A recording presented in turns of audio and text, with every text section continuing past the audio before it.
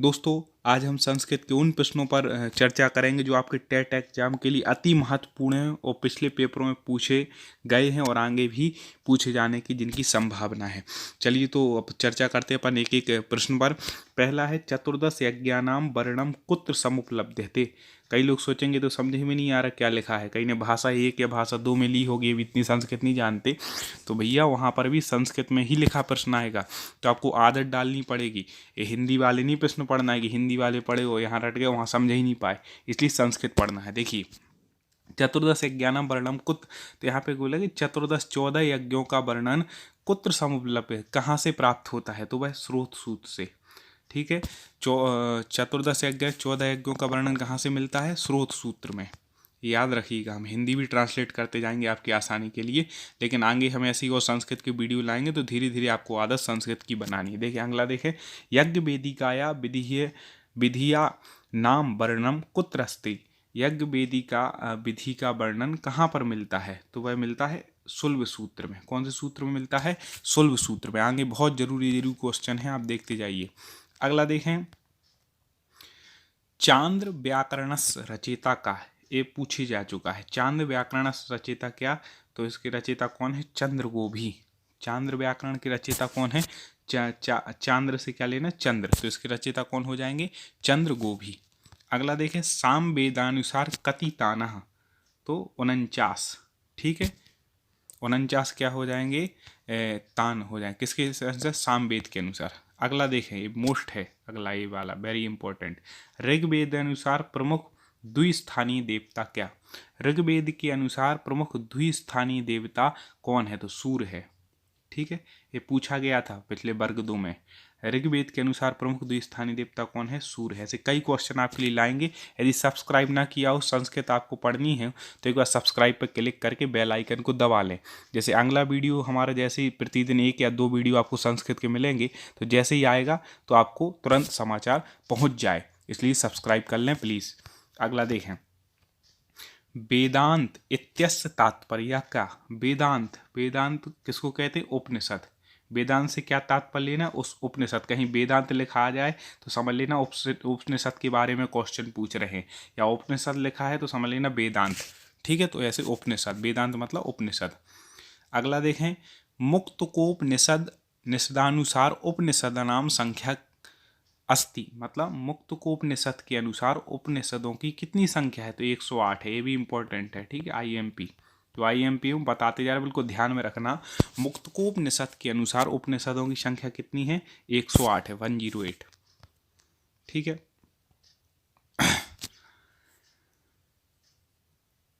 देखें, प्रस्थानत्रये सम्मिलितम नास्ति। प्रस्थानत्रय में किसको सम्मिलित नहीं किया गया है, ठीक है, नहीं है। तो गीता को तो किया गया है, ब्रह्मसूत्र भी, उपनिषद। प्रस्थानत्रयी में कौन कौन आते हैं भी क्वेश्चन पूछा गया, तो आपको बताना, गीता, ब्रह्मसूत्र, उपनिषद प्रस्थानत्रयी में आते हैं। प्रस्थानत्रयी और भी कुछ त्रयी होते हैं, अगले वीडियो में एक एक में हम एक क्वेश्चन लाएंगे। तो कौन नहीं आता है प्रस्थानत्रयी में, ग्राह्य सूत्र नहीं आते, बाकी ब्रह्मसूत्र, उपनिषद और गीता प्रस्थानत्रयी में आती है। अलग से जब हम विषय सब्जेक्ट पढ़ाएंगे आपको, भाषाई बोध या शिक्षा शास्त्र, तो उसमें फिर अलग से पढ़ाई कराई जाएगी, फिर उसका टेस्ट लेंगे। अगला देखें, स्वर्गपुत्रा इति नामः कहा प्रसिद्धा। स्वर्गपुत्र के नाम से कौन प्रसिद्ध है, ठीक है, स्वर्गपुत्र इस नाम से कौन प्रसिद्ध है, तो सोमः। स्वर्गपुत्र के नाम से कौन प्रसिद्ध है, सोम। ठीक है, सोम स्वर्गपुत्र के नाम से प्रसिद्ध है। अगला देखें, सूर्याय भर्ता कहा, मतलब जो सूर्य है उसका भर्ता कौन है, तो कौन है, पूषण। कौन है, पूषण। याद रखिएगा, संस्कृत में ही वहाँ क्वेश्चन पूछे जाएंगे पेपर में, हिंदी में नहीं पूछे जाएंगे, इसलिए मेरा निवेदन, आप संस्कृत में पढ़ने का अभ्यास डालें। क्योंकि कई लोग यहाँ से हिंदी के रट के चले जाते, वहाँ क्वेश्चन आता है तो क्वेश्चन ही समझ पाते, गड़बड़ करके आ जाते। ठीक है, इसलिए माधवीया धातु वृत्ति ग्रंथस का रचयिता। माधवीय धातु वृत्ति जो ग्रंथ है उसके रचयिता कौन है, ग्रंथस रचयिता का, उसके रचयिता कौन है, तो कौन है, सायण। सायण ने क्या लिखी है, माधवीय धातु वृत्ति। ठीक है, अगला देखें, विंटर, ठीक है, विंटर नितज महोदयानुसारेण वेदानाम रचना कदा भवति। ठीक है, विंटर नेतज्जो महोदय थे, उनके अनुसार वेदों की रचना कब हुई? किसके अनुसार? विंटर नेतज के अनुसार। तो वह हुई 2500 ईसा पूर्व में। कब हुई है वेदों की रचना? 2500 ईसा पूर्व में। अगला देखें प्रश्न, ए वेरी वेरी IMP प्रश्न आ गया जो परीक्षा में पूछा ही जाता है। ठीक है, वेरी वेरी वेरी लगा लें बिल्कुल। यम यमी संवाद ऋग्वेदस, यम यमी संवाद ऋग्वेद के कौन से अध्याय में कौन से मंडल में? तो इसका आंसर होगा दा, मतलब 10वें अध्याय के 10वें मंडल में। 10/10 का अर्थ क्या लगाना है? 10वें अध्याय के 10वें मंडल में यम यमी संवाद है।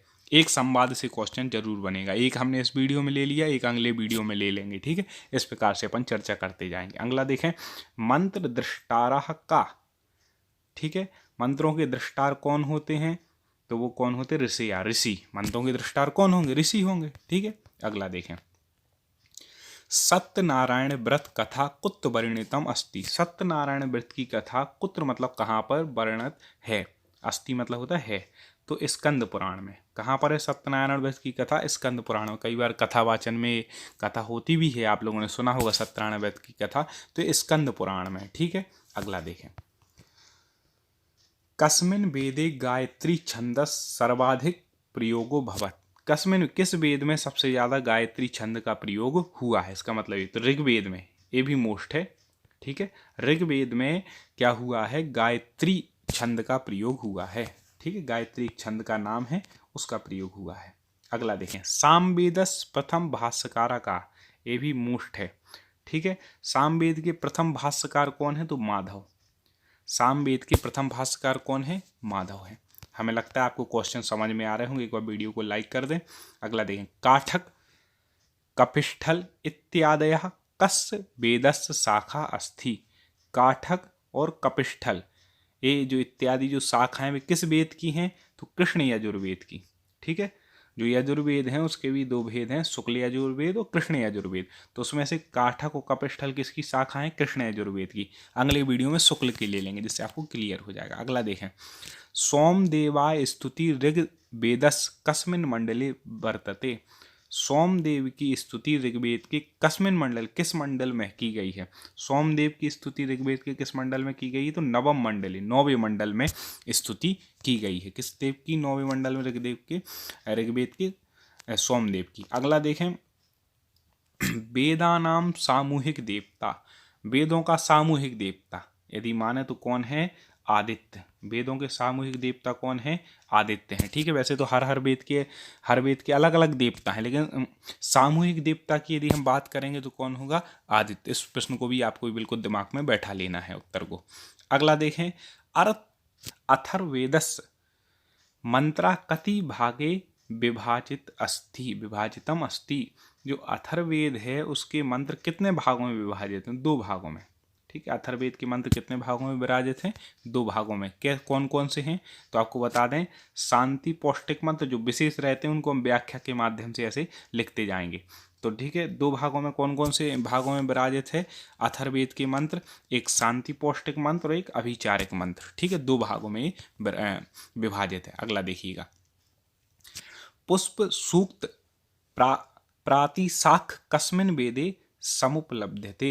मतलब पुष्प सूक्त जो प्रातिशाख है वो किस वेद में उपलब्ध होता है? तो सामवेद में। ठीक है, किस वेद में होता है? सामवेद में। 4 वेद होते हैं, आपको सबको नाम पता होंगे, तो सामवेद में मिलता है। अगला देखें, सामवेदानुसारेण कति ग्रामा। सामवेद के अनुसार ग्राम कितने होते हैं? तो 3 ग्राम होते हैं। ठीक है, सामवेद के अनुसार। अब कई लोग समझ रहे हैं ग्राम क्या है, तो इसके लिए हम कक्षाएं लाएंगे। आपको एक एक वेद की अलग अलग कक्षा पढ़ाई जाएगी, तो उसमें आपको सब क्लियर हो जाएगा। ठीक है ना। अब देखें, अथर्ववेदस उपनाम अस्ति, ये भी पूछा जाता है। अथर्ववेद का उपनाम क्या है? कल्पोक्त वेदा। या अन्य नाम पूछ लें तो भी क्या लिखना है? कल्पोक्त वेदा। अथर्ववेद का उपनाम क्या है? कल्पोक्त वेदा। ठीक है, कल्पोक्त वेद कहते हैं किसको? अथर्ववेद को। अगला देखें, यह ग्रंथा वेदानाम व्याख्या क्रियते तम कथ्यते। मतलब जो ग्रंथ वेदों की व्याख्या करते हैं उन्हें क्या कहते हैं? तो ब्राह्मण। ठीक है, जो ग्रंथ वेदों की व्याख्या करते हैं उनको क्या कहते हैं? ग्रंथों की, वेदों की, दोनों की व्याख्या को करते हैं जिनके द्वारा की जाती वेदानाम तृतीया है, तो ठीक है, उन्हें को क्या कहते हैं? ब्राह्मण। ब्राह्मण ही कहते हैं। करते हैं इनकी व्याख्या। देखो अगला देखो, बृहदारण्यकोपनिषद आत्मनः कति, मतलब अवस्थायाम वर्णनम अस्ति, मतलब बृहद आरण्य उपनिषद है, उसमें आत्मन आत्मा की कितनी अवस्थाओं का वर्णन किया गया है। आत्मना में षष्ठी विभक्ति, मतलब आत्मा की कितनी अवस्थाओं का वर्णन किया गया है। किस उपनिषद में? बृहद आरण्य उपनिषद में। षड मतलब 6 अवस्थाओं का, षड मतलब 6 अवस्थाओं का वर्णन बृहद आरण्य उपनिषद में आत्मा की जो 6 अवस्थाओं उनका वर्णन किया गया। अगला देखें, कठोपनिषदे कति मंत्रा सन्ति। ये हर उपनिषद के आपको मंत्र भी याद करने पड़ेंगे।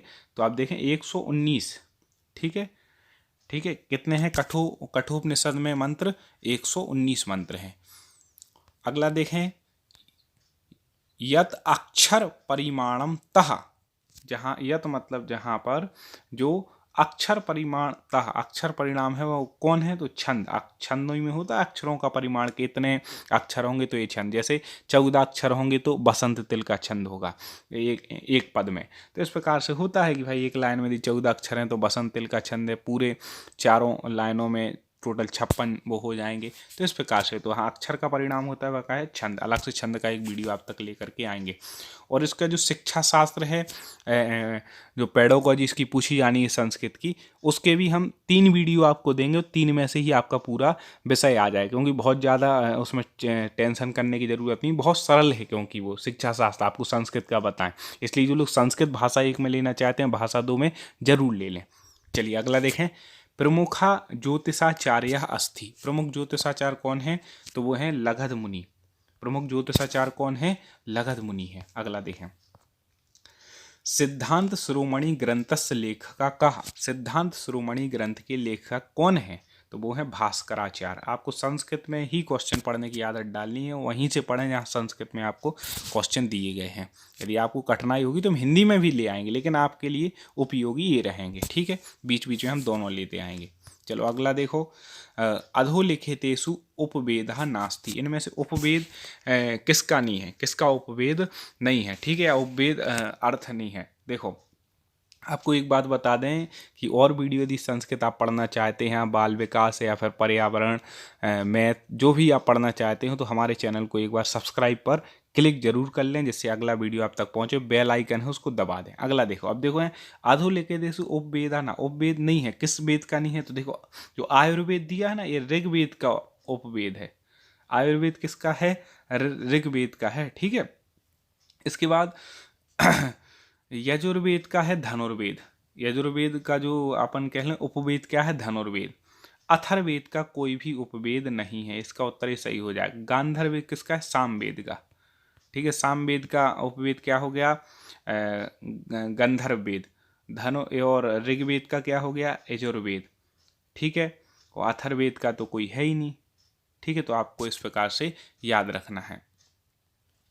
तो ऋग्वेद का आयुर्वेद, फिर ठीक है यजुर्वेद का हो गया है धनुर्वेद, और सामवेद का हो गया गांधारवेद, ठीक है। ये याद रखिएगा, गंधर्ववेद। इस प्रकार से आज हमने संस्कृत के कुछ महत्वपूर्ण प्रश्नों पर चर्चा की, जो आपके टेट एग्जाम के लिए बहुत उपयोगी थे।